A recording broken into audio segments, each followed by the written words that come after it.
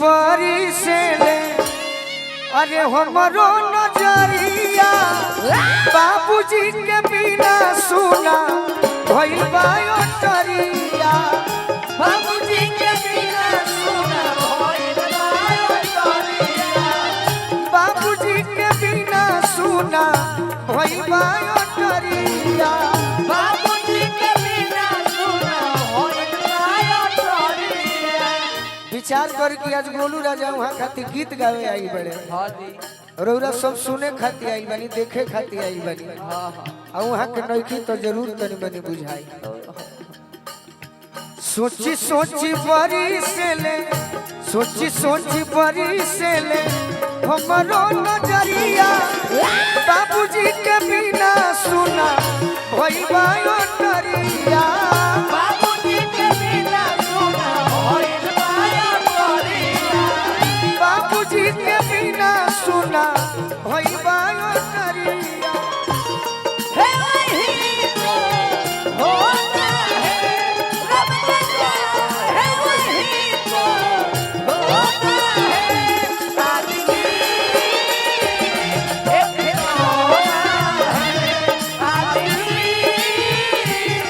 एक खिलौना है बाबूजी के बिना सुना भइल बा अटरिया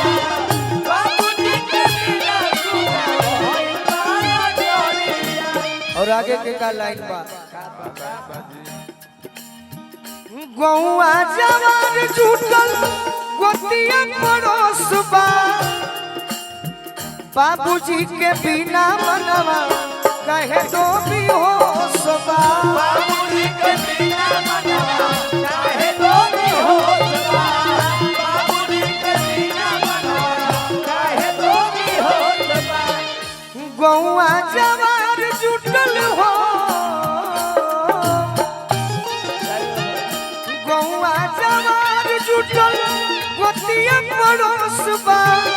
बाबूजी के बिना मनवा कहे तो भी होश बा बाबूजी के बिना मनवा कहे तो भी होश बा बाबूजी के बिना मनवा कहे तो भी होश बा। सपना हो गइले उ तो सपना हो गइले उ तो सौसे उमरिया बाबूजी के बिना सुना भइल बा अटरिया बाबूजी के बिना सुना भइल बा अटरिया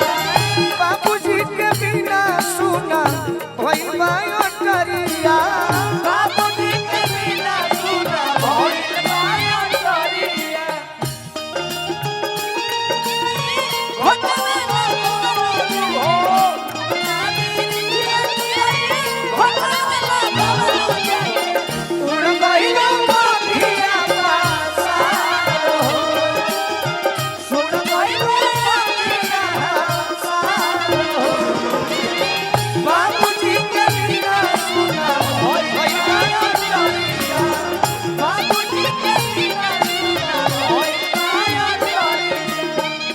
और जौन बेटा अपना पुत्र खातिर आज इतना सुंदर आयोजन कैले बनी जरूर मन में बुझात होई कोई सोना लिखल नइबा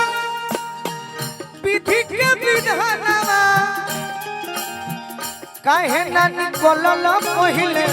हमरे परानवा काहे ना निकलल पहिले हमरे परानवा काहे ना गोलू के दर्द होता गोलू के दर्द होता दिल के भीतरिया बाबूजी के बिना सुना भइल बा अटरिया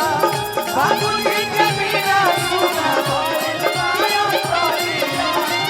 बाबूजी के बिना सुना भइल बा अटरिया बाबूजी के बिना सुना भइल बा अटरिया। ये गाना हमारे